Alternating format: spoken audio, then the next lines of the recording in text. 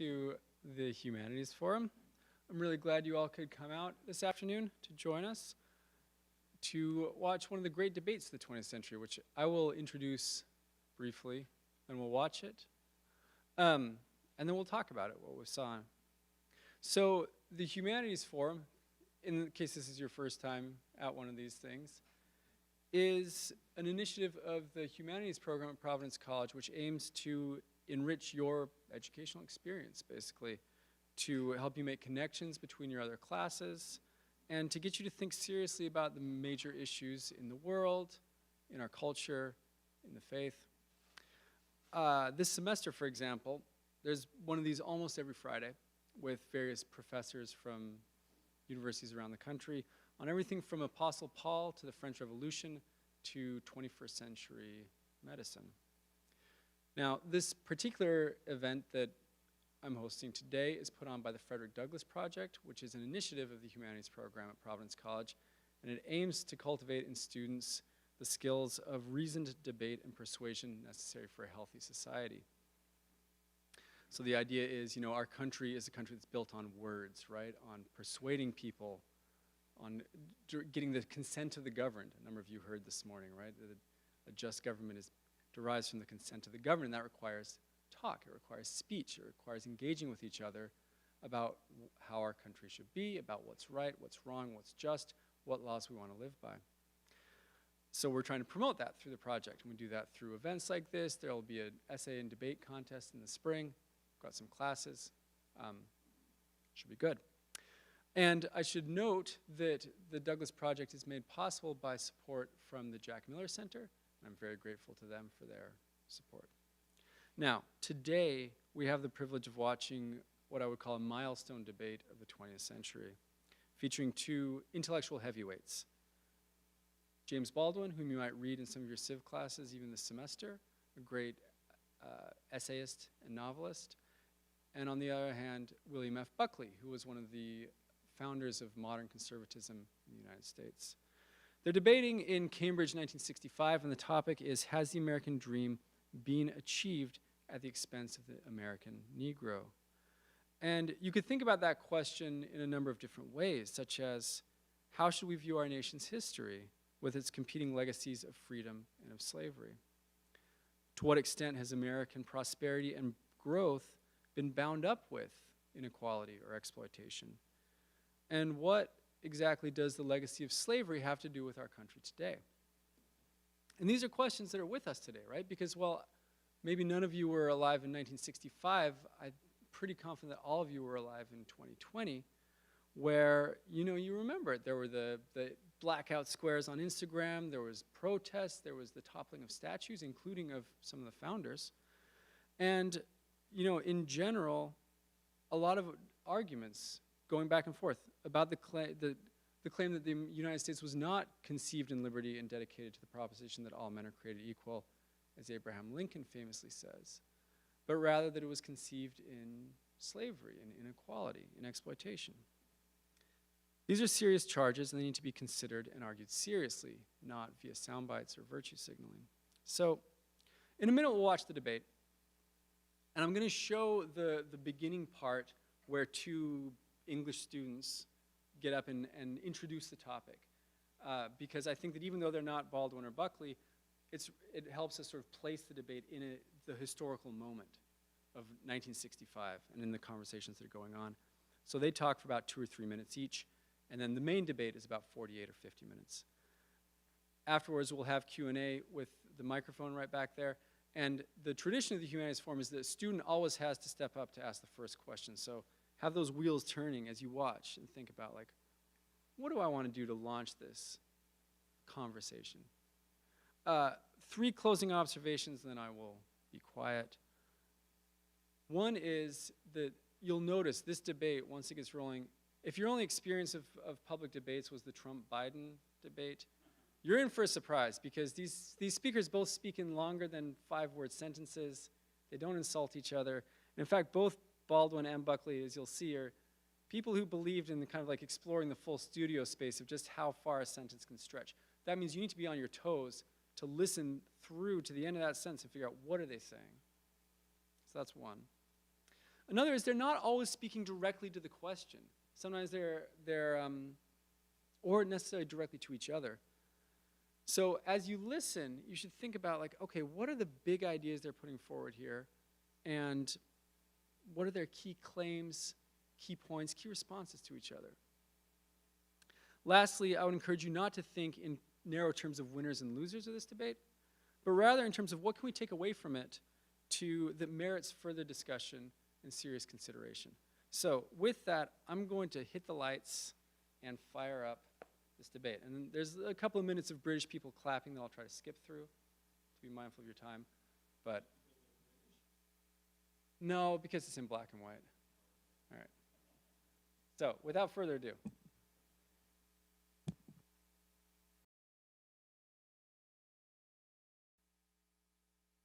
So you've heard the two sides. I'd like to hear what observations, questions, responses you have. What stood out to you about this debate? Daniel. Hello. Yeah, so I think the most important point, I think, from James Baldwin was, and I don't know if he made this explicit, but it was definitely in there, the question of citizenship for Black Americans. Essentially, even the question that was up for debate kind of assumes and insinuates that Black Americans are not, in fact, Americans. If we were to ask, has the American dream been achieved? We have to ask ourselves, who are Americans? If it has been achieved, if Black people are considered Americans, then no, the American dream has not been achieved. But if the only people who qualify for the American dream are white Americans, then the question that was posed was relevant. But again, the question of citizenship. So, yeah.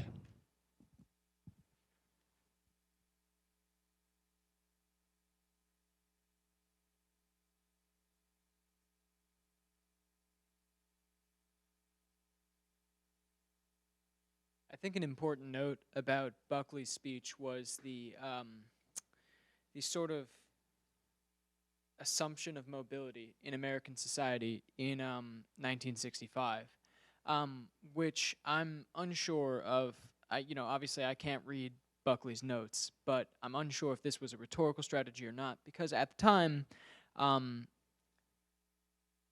it wasn't really a mobile society. We were coming off of, especially for certain citizens in the country or certain people who lived in America, we were coming off of an economic boom, obviously because of World War II, but this was sort of a time when we saw a rise of certain trends like redlining, especially in real estate. And I'm unsure as to whether Buckley misconstrued America as being a totally mobile society for people of color, or whether this was a sort of rhetorical strategy. But I think that's an important point to note. So here are two, initial big fault lines that we could see running through the debate. On the one hand, Baldwin, as Daniel mentioned, making this case that, you discover at a young age that the flag that you have pledged allegiance to has not pledged allegiance to you, and this feeling of being without a country runs up against Buckley's assertion that no, you are in fact a citizen in the land of opportunity, in the place in the world where making something better of yourself is in fact most possible. Thus, you should double down on this. This is a point of debate. Who wants to chime in here?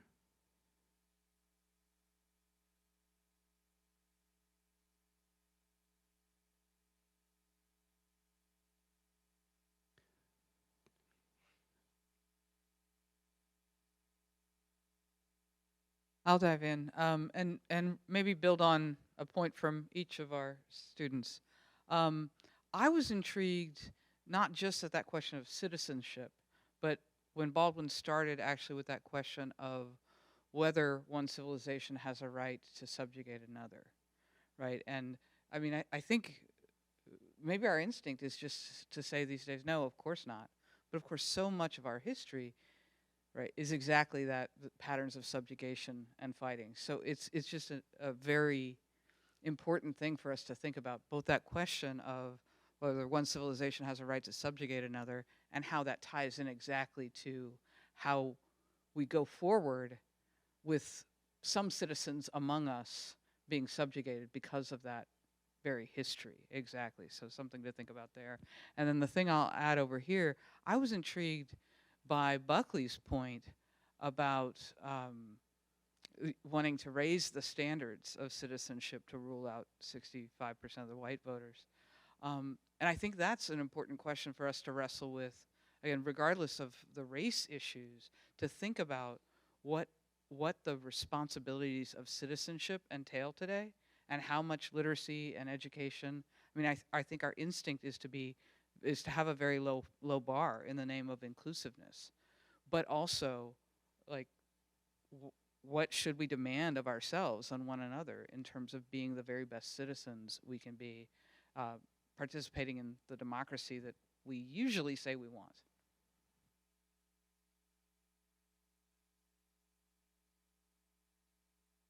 I was intrigued. I've seen this before, but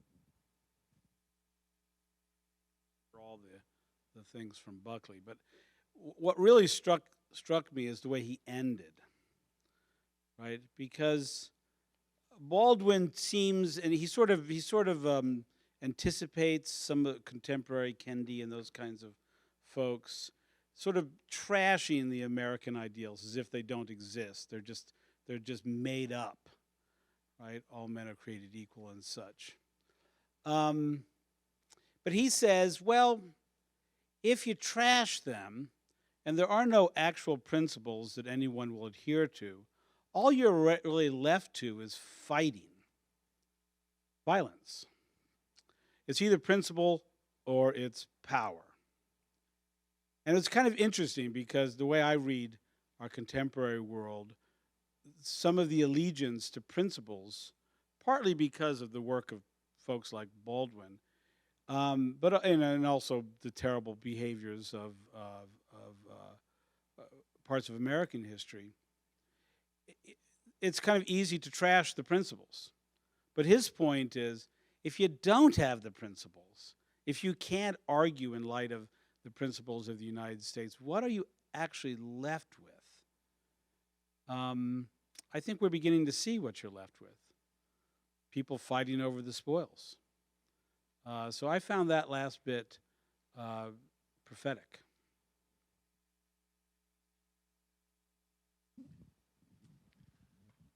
I guess I would call into question the extent to which is Baldwin trashing the principles, or is he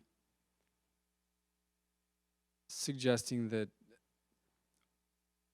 the principles perhaps are leaned on to obscure, to avoid some sort of direct confrontation with reality?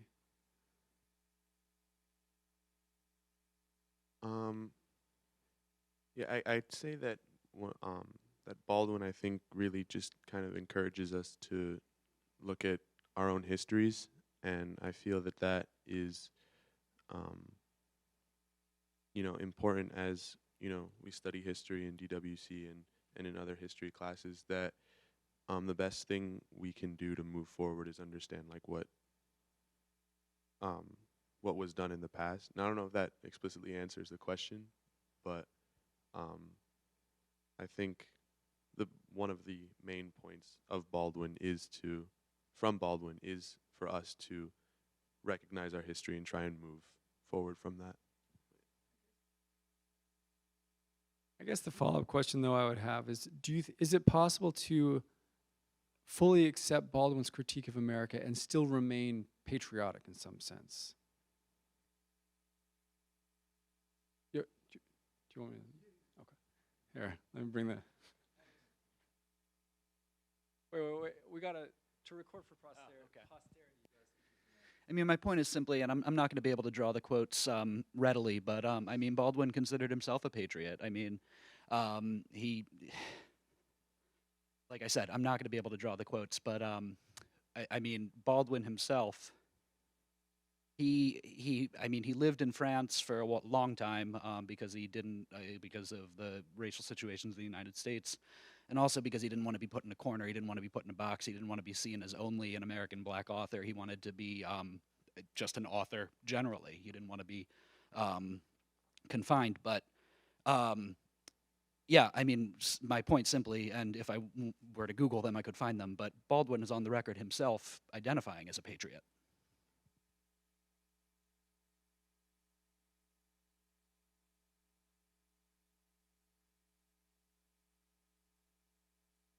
What else? Oh, sorry.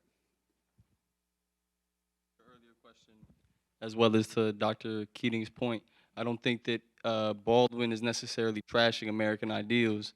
He's more or less saying that we haven't lived up to them as a society. Yeah. What are other things that stood out to you about this debate, or like confused you, or shocked you, or surprised you, or anything like that?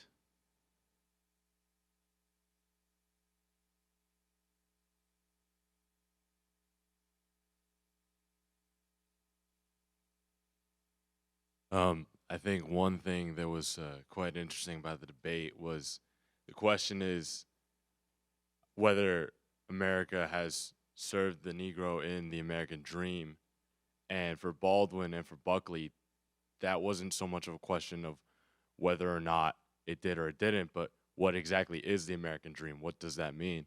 And to point back to the discussion we've been having thus far, I think it really is just a question of what is the American nation, not the country itself, but what that nation means for different people in different sects, not just black and white. But there's the point that Buckley makes about restricting voting rights for white Americans even further. I think it's just a tumultuous topic in general about whether or not what is the American nation. Everybody has this idea that it's freedom, it's liberty, but freedom and liberty kind of, as this debate points, is different for a lot of different people, and we still struggle to define that now.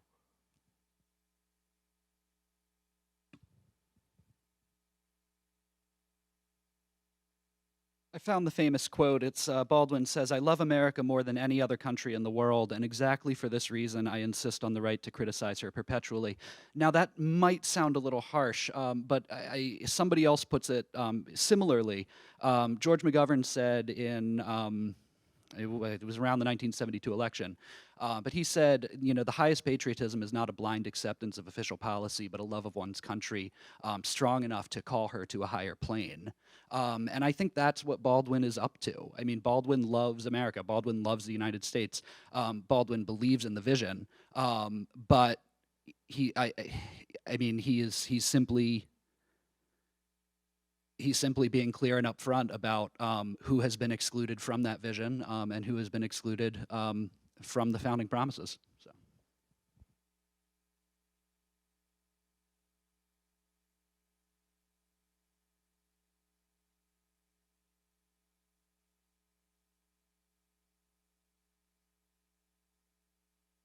Do you all already, Raymond, did you want to say something?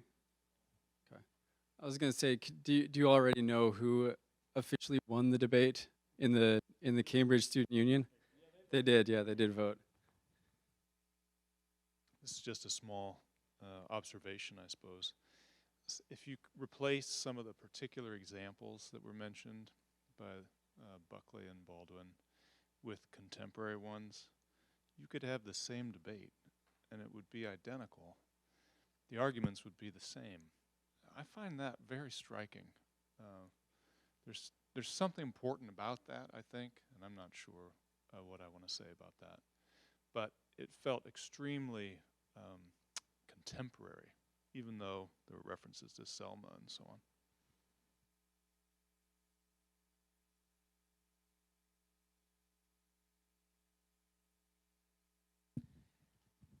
The thing that occurred to me watching this, and this is kind of maybe just an extraneous point, is just that how many people were there, and the things the students were, they sort of this very proper sort of attire, smart attire, but how articulate they were, how sort of how they got up in front of all their peers and were trying to make opening statements, arguments. And how civil it was too, with so many people, how civil it didn't break down. It didn't, there's some shouting every once in a while, but, and it seems like I don't know the history of these debating clubs in British universities. I think there must be a history there, but that I think this is like organized just by the students. I don't think that this is like a club that you would join that would be moderated by a faculty member. I think they just did this of their own free. This is a student-led enterprise that they were all interested in. They had a lot of people in their debating club. They invited these two famous Americans to come and debate. And so there's a lot of student energy in just having a debate. So maybe the difference there between sort of this real, the presence that this debate has among these students, and now, you know, it seems like a big difference.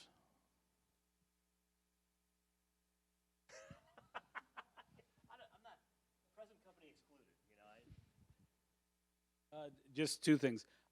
Yeah, I mean, when you see that, you think, at least I think, that's what college ought to be about. Those kinds of raucous. And we didn't. This was edited, so we didn't quite get to see the heckling. We got a little of the heckling of Buckley. That's sort of the British way. But it was respectful. I wish we could have seen some of the aftermath of that. But the just to say, I'm referring to the late Baldwin. If you want to see the kind of thing I was referring to about liberal ideals, there's a documentary, "Not Your Negro." I'm not your Negro, I believe. That's what I'm referring to. So I'm not just making it up with Baldwin. He gets pretty radicalized. He's very disappointed, by the end of his life, and that's what I'm referring to.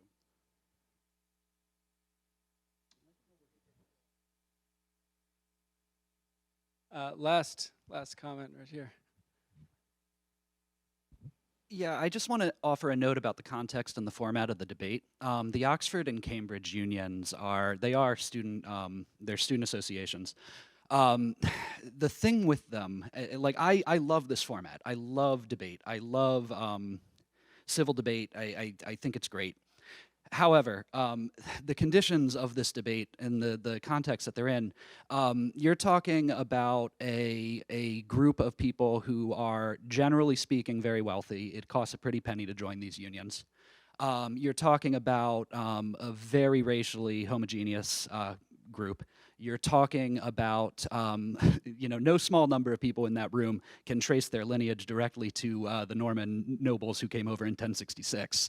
I mean, my point here is that, yes, this format is great. This is a great debate. This is a great civil debate. But is that translatable? Is that transferable?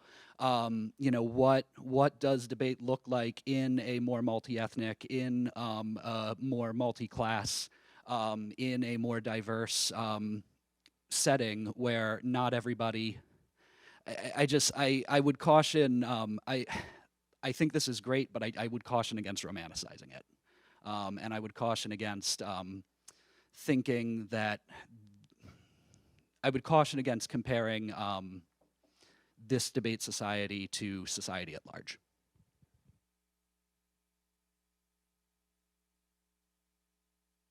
Okay, I actually wrote about this in my notes when Buckley stated the presence of Baldwin actually shows progression. And I was actually analyzing the crowd, and there's barely, I probably saw two, including Baldwin himself, black people. So who can probably understand that other black person. We don't know if they're from England descent, if they're American or what. But another thing I noticed was that there was more women in the crowd than there were actually of black people. And I know in this time period, around this time period, probably 10 years prior, in America, that's when white suburbia was made, where housewives were a big thing. It was kind of reflected in England, I believe, but not as to the extent of America. So it's just just adding on to that point, crowd is just it really defines what, well, and yeah.